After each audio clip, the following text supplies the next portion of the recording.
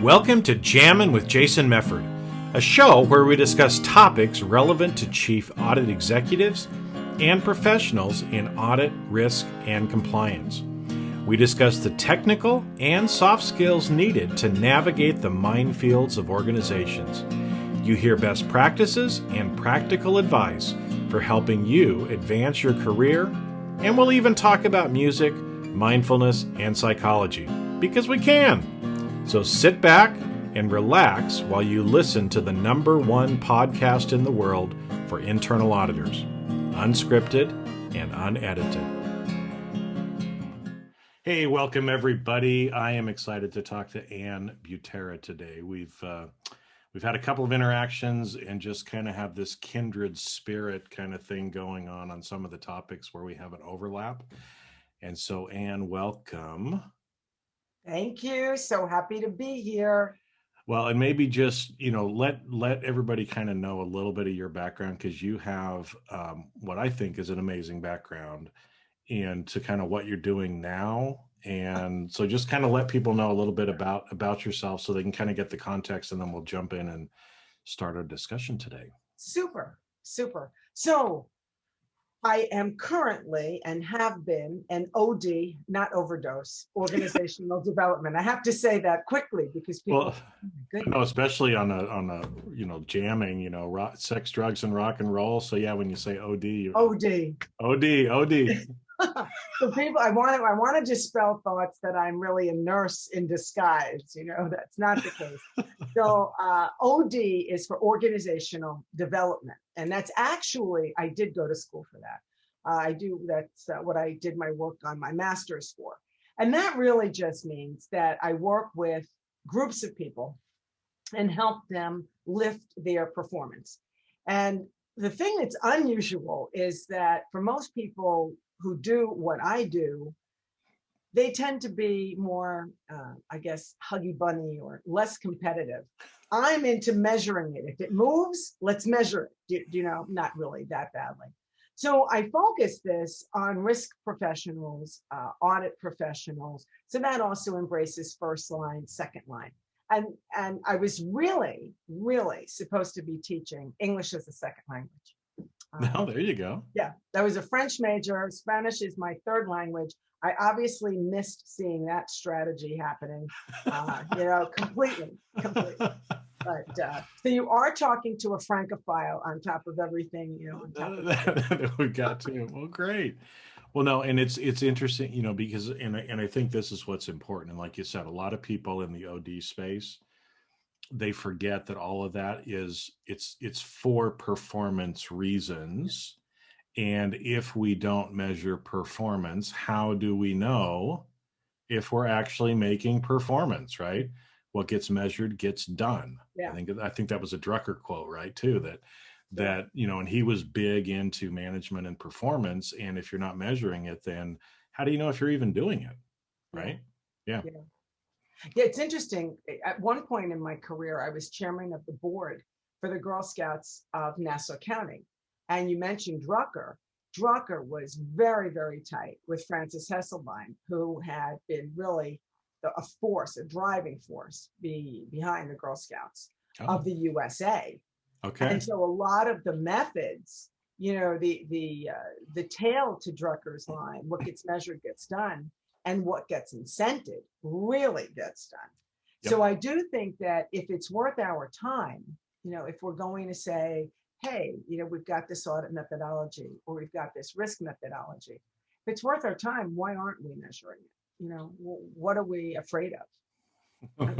Well, I think if we're going to be honest here, and sometimes I call a spade a spade. Somebody told me that the other day, right? Jason, you call a spade a spade. Well, I think sometimes we're probably hesitant to want to measure it because we don't want to see that we're not doing it, right? It's much easier to read a book and go, oh, that's so cool.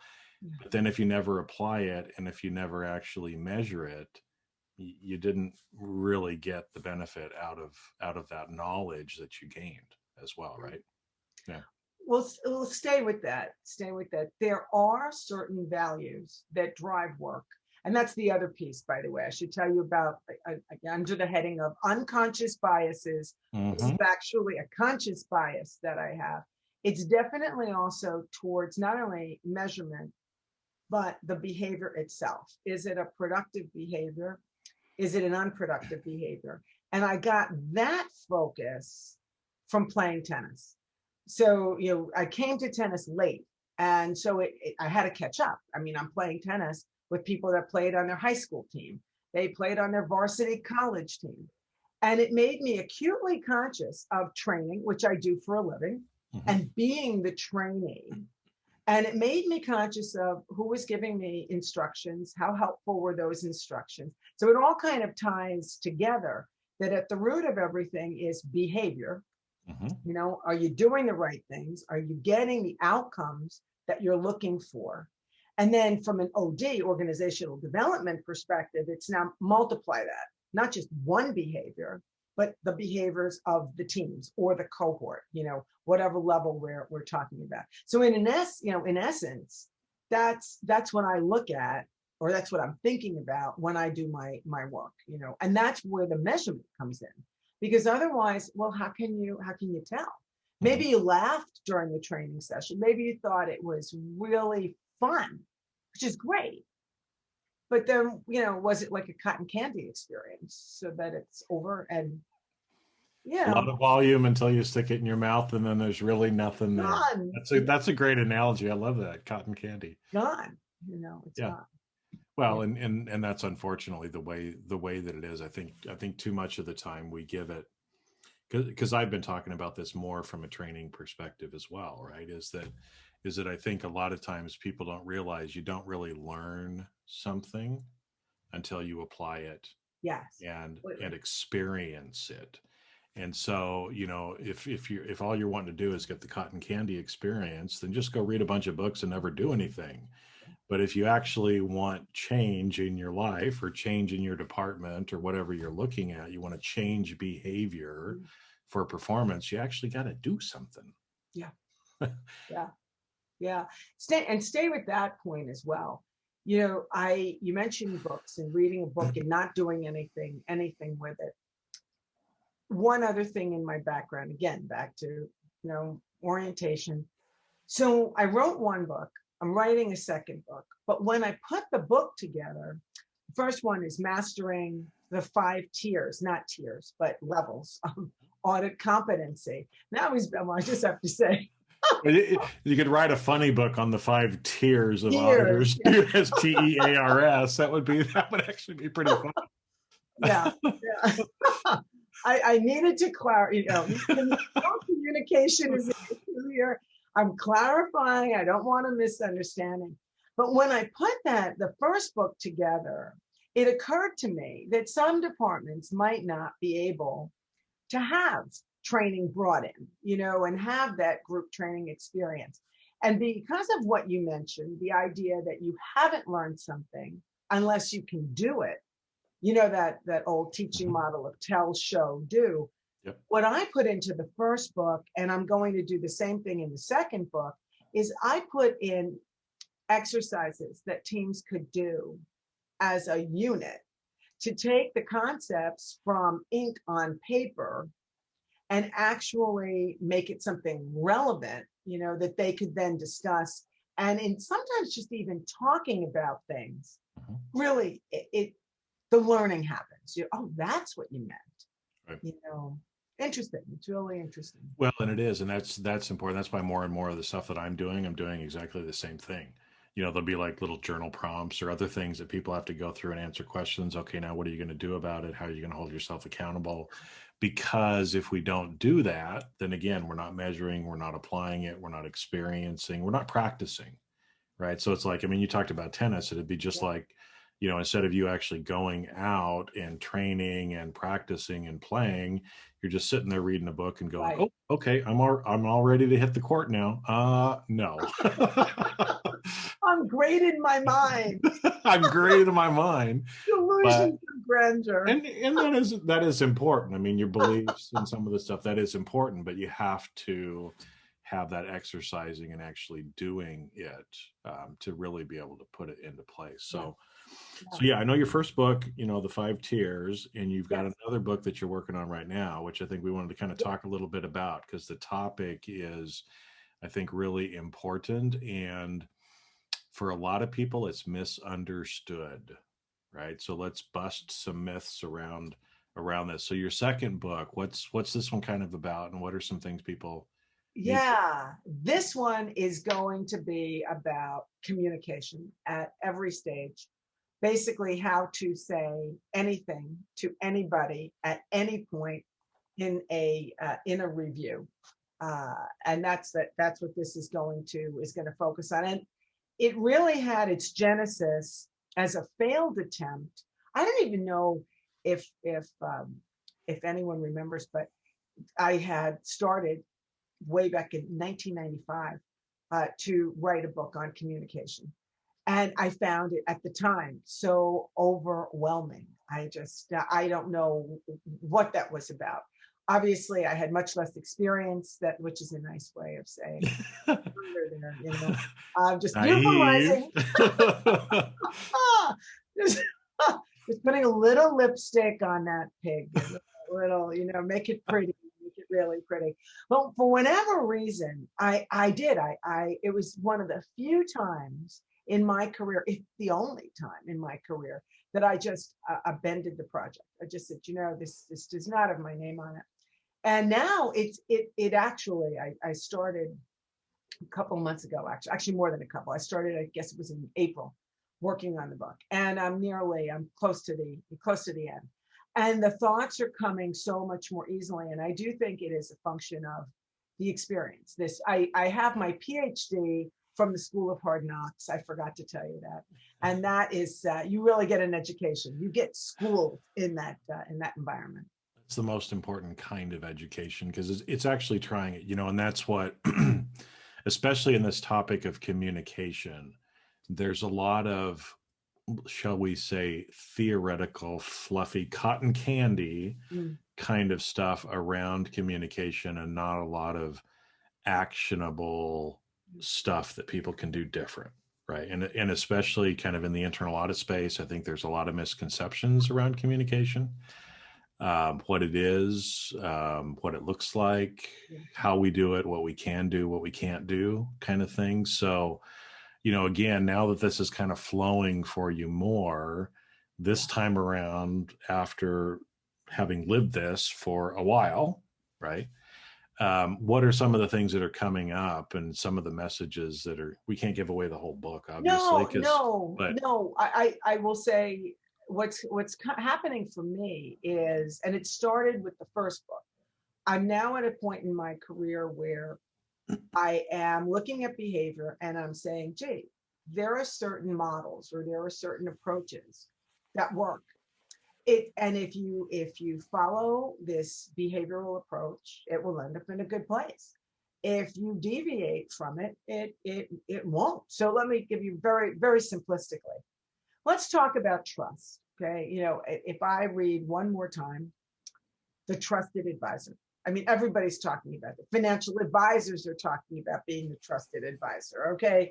Commercial folks that sell commercial services are talking about being the trusted advisor. We're talking about, as auditors and risk professionals, we're talking about being the trusted advisor. But how many people actually break trust down into its component behaviors? So if you look at the component behaviors for trust, you've got credibility. So credibility means that you're accurate, among other things. Credibility means that you're knowledgeable. Mm-hmm. So if you're auditing an area and you don't understand the area, how is that really going to work? If you're auditing an area and your business acumen behaviorally just isn't there, it's almost like auditing by number.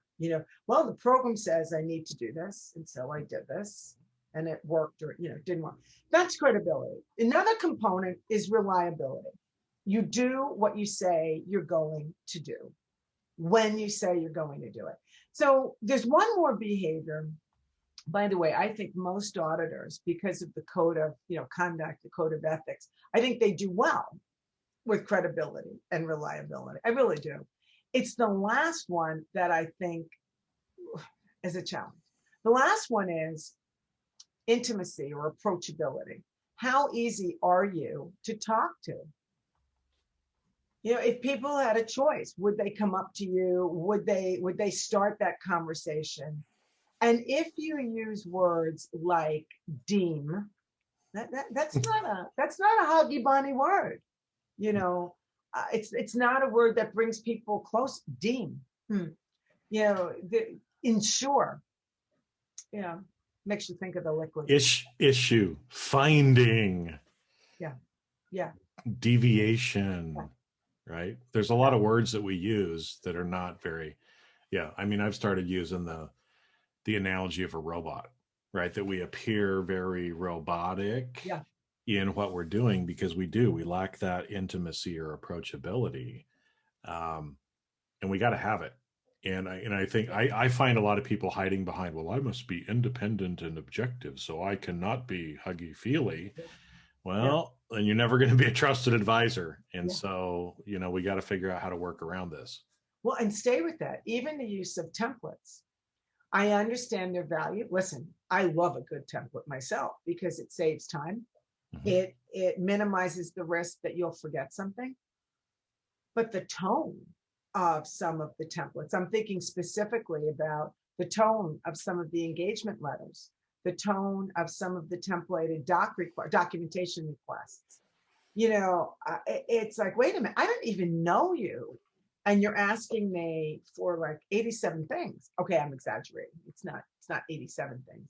But it's not starting off in a way that engenders trust. You know, it's starting off, in my opinion, a little bit more confrontational, or potentially more confrontational than it really should be, because we're talking about internal audit. We're not talking about external audit.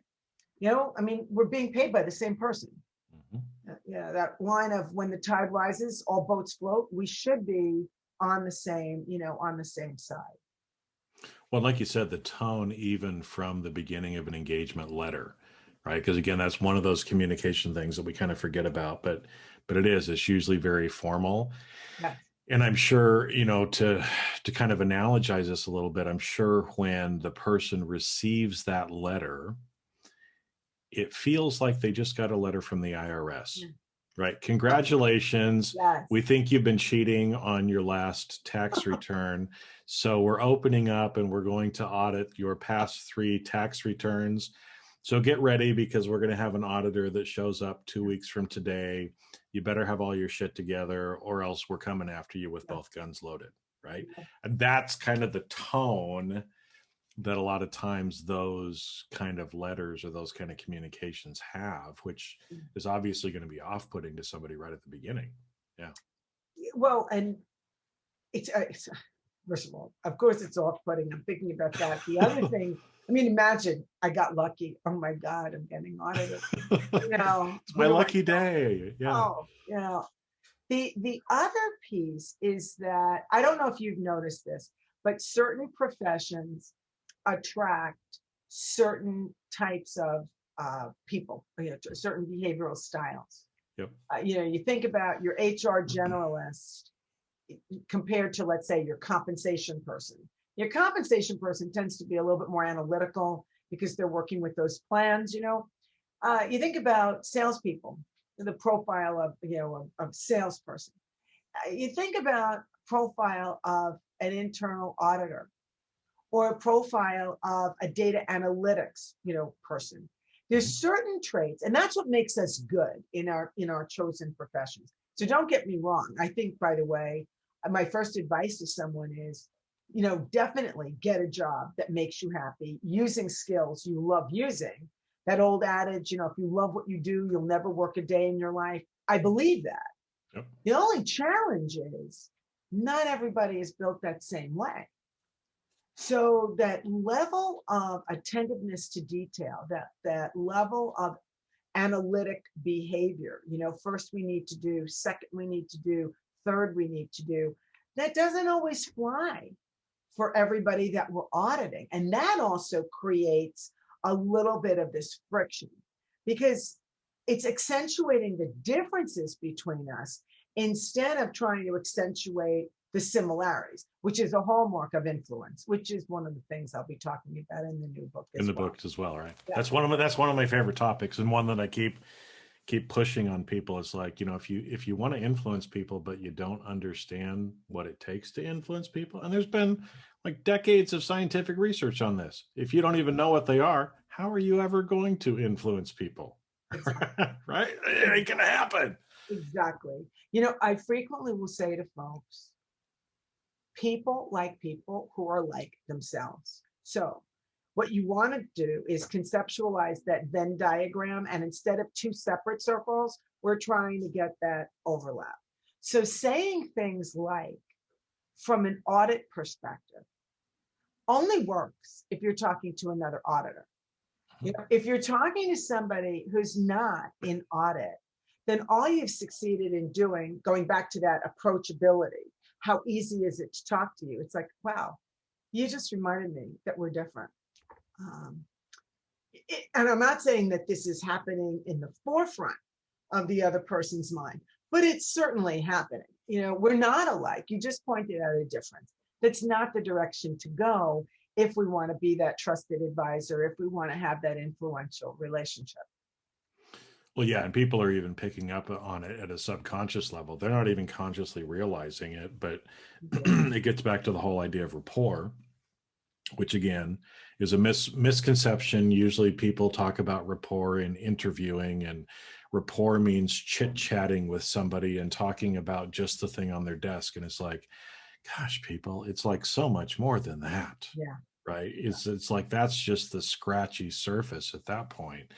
Because, yeah, the minute that you're out of rapport with somebody by using language that they're not used to, they automatically feel that difference. And again, likability is one of the principles. So, like to do things and be influenced and talk to people that we like. So, yeah. Well, and so I'm sure that there's probably some little tricks as well to this, right? To help us communicate in a way that allows us to be more intimate, more approachable as well, right? Because I think it starts with being fully present, and being fully present as a person, and that probably sounds like soft skills for soft heads. This, here we go again. But if you're there to quote unquote just do your job, and you're not taking in the cues that you're getting, you're not attending to how long has this person been running this area, where did they come from, what did they build the process that you're auditing, what's been going on here. I was thinking when you were mentioning about, you just said it before, about people think building rapport is talking about the articles, for example, I see you have a guitar. That's nice. Good. I just spent 15 seconds on that, checking the box. We now built rapport. Nope. You probably need to ask me a few more questions about it. And you need to probably figure out and mirror some of the words that I'm using. And you probably need to lead or pace in the conversation to move me to where you want to go. Right. And again, it's like, all right, people, I just threw out 3 or 4 words there. If you don't know what those are, you don't understand rapport. Yeah, I would agree. Completely, I would agree. Yep. And you can almost tell that there's like a clock inside a person's mind, because it's like, okay, that's enough. Pause. Okay, so the reason we're here, and it's like, oh my God, that transition, I got whiplash, man. I need a neck brace. That transition was so abrupt that, and here again. So now what's going to speak louder? Okay, the 2 minutes that we talked about what we did over the weekend, or the fact that I got a stiff template, I got an abrupt transition. We're talking a different language, even though on the surface it might sound like it's the same language. We're talking a different language. I mean, my other favorite is words like risk and control.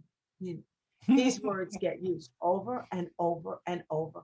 I mean, no offense to COSO, but when that document first came out in '93, I said to Roger Carolius, we were both at an III conference. We're in the speaker ready room. And he said to me, what do you think about the integrated framework of control? I said, I read the overview because I really feel I need to stay up on this audit stuff. But I have to tell you, risk and control were used like an adjective, an adverb, a noun. I mean, it's like, oh my goodness. Yep. Oh my goodness. Couldn't we find some other words? And it doesn't help with the understanding.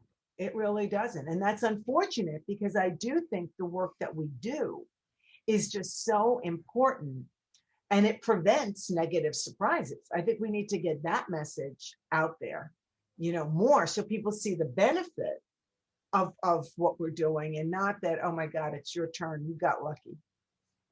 Well, and it's funny because like you said, those two words, they have different meanings in regular life. Yeah. As well as, I mean, one of the presentations I actually gave earlier today, I did you have to do the little polling question. So I did a kind of a sucker question for them, like, what is the definition of risk? And so I put four definitions up there and they had to pick which one was the right definition. And it was a trick question because they were all 4 definitions of risk by different groups of people or different standards. And so there's such a difference understanding of words like that, or the word control, what it means colloquially in our language versus what it means. But even too, that because we tend to always be risk mitigating, even though we try to use the word risk management. Most people in risk management and internal audit are really trying to mitigate risk, not manage risk. And the problem is when you talk to a business manager, their job is to maximize the risk and manage it to an appropriate level so that you can actually get. So they're thinking about it in a totally different way than we are. And so the perception of it and what we're talking about is totally different then too. I would say that for some, it's not even mitigate the risk, it's eradicate the risk. Yeah, bring it to zero. To zero. And so if you think of the proverbial turtle, it doesn't move forward without sticking its neck out, taking some risk. You think about most business people completely understand the whole risk reward ratio. The magic question is, do we understand the amount of risk that we're taking? But again, that's a different orientation. What you described as trying to optimize the risk is a very different orientation than mitigate or eradicate. I mean, it's a completely different perspective. Yep. And also just one other point about that. I remember opening up a class and this is when we were group live, in the olden days. The old days. Back in my day. We're old enough to say that, but yeah. Uphill both ways in the snow. And we had to open a door and we had to sit with strangers. Oh my goodness. Had to ride the school bus. Oh, yeah. Oh my goodness. But anyway, I was starting this class and it was all first and second line professionals. And the whole purpose of the class was to take them through their approach to their risk control self-assessment approach. So in my opening remarks, I said to the group, so how many of you want to have a better controlled unit? Not one hand went up. Inwardly, I'm thinking, uh-oh, am I in the wrong room? I come to find out that they looked at the word control and equated it with micromanagement. Yep. The way I found that out was I said, so what are your goals for your area? Because I figured this well-controlled thing wasn't flying. And they were talking about employee empowerment. They were talking about employee ownership. So all of a sudden the light dawns on me. It's like, oh man, we got to change this up. Because here they're coming thinking this woman is going to teach me how to micromanage my area. It's like that old joke about the guy walking down the street and he sees a man with this piano and he says, I've got time. Let me help this man move this piano. 6 hours later, they're huffing and puffing. They're trying to get this piano moved. And the man that was taking the walk says to the other guy, You know, when I offered to help you move this piano inside the house, I never thought it would take this long. The other guy's like, move it in. I am trying to move it out. You know, what are you doing? So this idea of like, we could be at cross purposes. Uh-huh. Well, it's funny, and even, that word control is a very charged word in regular in regular communication, right? Non-business, non-internal audit. Because if I were going to say to you, Anne, I'm going to control you. Yeah, right. Yeah, I don't think anybody listening wants Yeah, to be quote unquote yeah, controlled, right? I yeah. mean, that's like Matrix kind of stuff, right? Where Yeah, you're controlled and you really kind of lose your free will. And the word control is not intended to be that way, but sometimes people may kind of go more towards that bend. But so that's another kind of charged word yeah. that makes it hard for us to have that intimacy or approachability with people, because again, we're using a word that's totally triggering them to begin with. Nobody wants to be controlled. Yeah. And And so, even when you talk about having a well-controlled process, if you are in a client-facing area or you're in a very competitive environment, I'm talking about work environment, industry, the idea of well-controlled can imply inflexible, that you're not adaptive. And really, when you think about it, many companies find themselves with the need to engage in mass customization. So the idea of, oh my God, we can't be inflexible. Do you know what I'm saying? We're client facing, or we're in a service industry, or this is our ability to adapt, meet the needs of the customer. That is our competitive edge. So here again, I think just having that sensitivity to what words are we using, and are they words that are evoking the response that we're looking for, which I think, by the way, is at the heart of communication, which is something we started talking about a while ago. What does communication mean? It's not just me giving you data. My data resonates with you. The message resonates with you, and your behavior indicates that, because I get an outcome that is within the range of, yeah, what I was expecting, if we were really, on the same wavelength. well, and that's important too, because right, like you said, I mean, we throw out a term like communication, and we don't realize, again, when you start peeling back the layers, what there's actually to it, right? Because again, like you said, there's it's a back and forth. Communication is a back and forth. And so if we only see communication as us telling them something without us actually listening, we're not really communicating. Yeah, If we're not thinking about the medium that's being used for the communication, again, you have trouble in the communication. If you're not thinking about the context in which you're doing it, right, then there can be a lot of things. I mean, I've had a lot of work with people all over the world, right? And a lot of them, English isn't their first language. And so when you're communicating with email, yeah. it's very easy. I mean, I remember getting some emails and I read it and I'm like, I, can you please clarify what you mean? Yeah, Because the words you're using, I don't think is what you intended to say, yeah, right?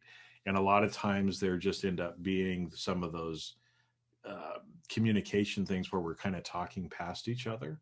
yeah, It always gets me when I see two people that are arguing, and you as the third party observer are just sitting there watching them, and they're saying the same thing, but they're just talking past each other and are convinced that yeah. the other person is wrong. Everybody, during the holidays, watch this with your family. It's so true. It's really, and that, I think, is what sparked the interest in writing the second book, because we cannot escape needing to communicate, and there's different layers to it. So you mentioned the channel, you mentioned the medium, and some people put an awful lot in email. Just, it goes on and on and on and on. But then there's also the message itself. If I have a message to give you, let's say it's really great news, it's I'm happy for you. Yeah, I could send an email or I could pick up the phone. Do you know what I'm saying? Depending on that connection that I'm trying to make, also depending on the time zone that we're in and Right. what time it is. But what I'm getting at also is when there's bad news, and frequently we will have news that's not wonderful. uh, how do we communicate that? When do we communicate that? And that might be a whole conversation in and of itself. But I do think that if you are the kind of person, again back to behavior, that likes to avoid anything that seems like anything like conflict, meaning we just disagree, which is, by the way, is not conflict. It's just a disagreement. Disagreement. That's all it is. That's all it is. Yep. But if a person really does not like conflict, then they delay. They don't say anything until the last possible, moment. So what does that do for trust? What does that do for the quality of the communication? And now behaviorally, okay, so I got a templated email requesting, and I don't even really know you. I got bad news at the end. I had that ice break that nearly, twisted my neck. So all together, when you net it all together, you say to yourself, "Sal, I don't think this was like the best social experience I ever had in my life." And when I say social, I don't mean party, but I just mean, would I look forward to the next time we had to go through this? Probably not, Yeah. you know? Well, and it's interesting because what you said there, in even if we don't want the conflict, so we delay, right? We've already kind of in this little sample example that we went through, you've already kind of blown the intimacy side of it Yeah. in the rigid way that you're doing it, in the, all that kind of stuff. But now, the non-conflict and the waiting and the everything else, now that starts also eating into your reliability side of it. So now you don't just have one out of three that you're struggling with. Now you're already eating away at the second one too. And if you go down that route, it's going to be pretty much impossible for them to ever see you as really being trusted and an advisor. So Yeah. Yeah. And something that you said before also resonated with me.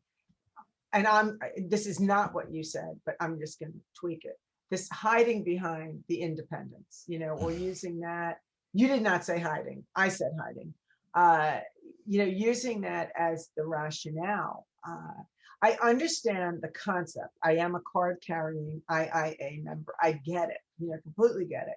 But as I said earlier, we're all getting paid by the same organization. And when the tide rises, all boats float. So, we're doing this to make sure that our organization is in good stead. It's not a competition, and it's certainly not anything that should be adversarial in my mind. It should not be uncomfortable, even though we might have some bad news to discuss. It should not mean that our relationship is not a good relationship. well, and it's okay to develop the relationships, right? Because Yes. again, I mean, I would agree with you in hiding. I see a lot of people hiding behind independence and objectivity. And the reality is, we do all work for the same company. Yeah. I know very few chief audit executives that truly are independent the way that word is defined. And even those, I kind of question a little bit because the audit committee doesn't give them their performance review. Yes. And so nobody is really independent in the theoretical way. So let's just kind of toss that one out and realize practical Yeah. wise, it ain't going to happen. I know we talk about it, but Yeah. it ain't going to happen. And the objectivity side, because you brought up unconscious bias before, right, Yes. is the fact that, and again, the more that I get into psychology and how we all work and how we're all programmed, none of us are as objective as we believe we are because there's unconscious biases going on all of the time. And so again, we try to do the best that we can, but don't let actually good communication and developing a relationship and doing what's best for your company, don't let those two words get in the way of doing what's right for you and your organization. So Agreed. Agreed.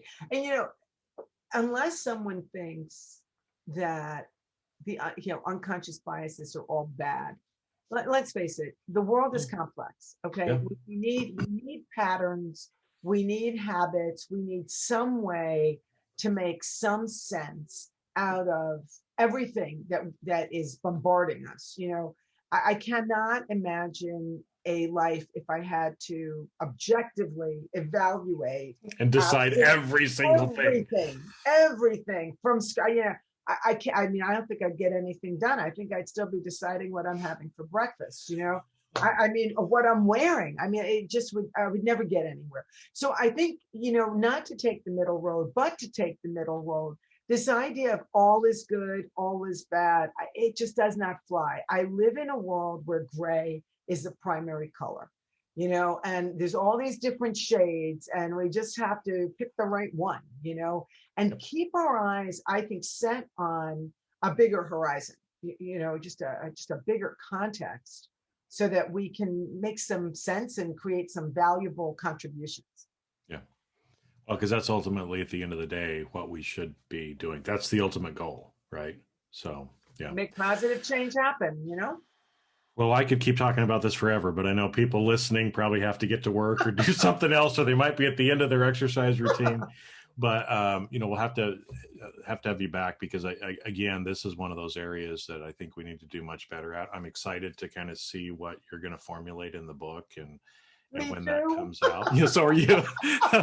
So when you kind of get to that point, I want to dig into that a little bit deeper too, because again, I think communication in general is a misunderstood thing in our industry, and we need to go deeper, because it might have been okay 50 years ago, but not now. Not now that people are much more emotionally intelligent, that they are much more aware of some of these things. We have to change, right? People like dealing with people. The velocity with which things spread too. Very quicker, much quicker, much more quickly than ever before. So really being circumspect, I think, is important, really important. So glad I could be here. Look forward to the next time. Well, me too. And yeah, thanks for taking the time and sharing, because like I said, I mean, we're kind of kindred spirits in that way of kind of believing some of the things that need to be changed. And so I'm always nice to hear that I'm not just the only crazy one. You don't have to go with crazy, but I tend to say that I'm crazy, but that there's other people out there thinking the same way. And I'm sure a lot of the people that are listening to this are thinking the same way too. So now it's about taking action and stop just thinking about it, but actually start doing some things different to improve your communication. Yeah. Super. Right. Thank you. You're very welcome. All right. And that's a wrap. Thanks for listening to today's episode of Jamming with Jason. Keep on rocking in the audit world. Have a great rest of your day, and I'll catch you later on the next show. If you'd like to earn continuing professional education for listening to today's episode, head on over to C-Risk Academy at ondemand.criskacademy.com. And that's C as in the letter C, riskacademy.com. Not only do you get a CPE certificate, but you also will have access to the video version of today's show. The views and opinions expressed on this show are that of the individuals and not of their respective organizations.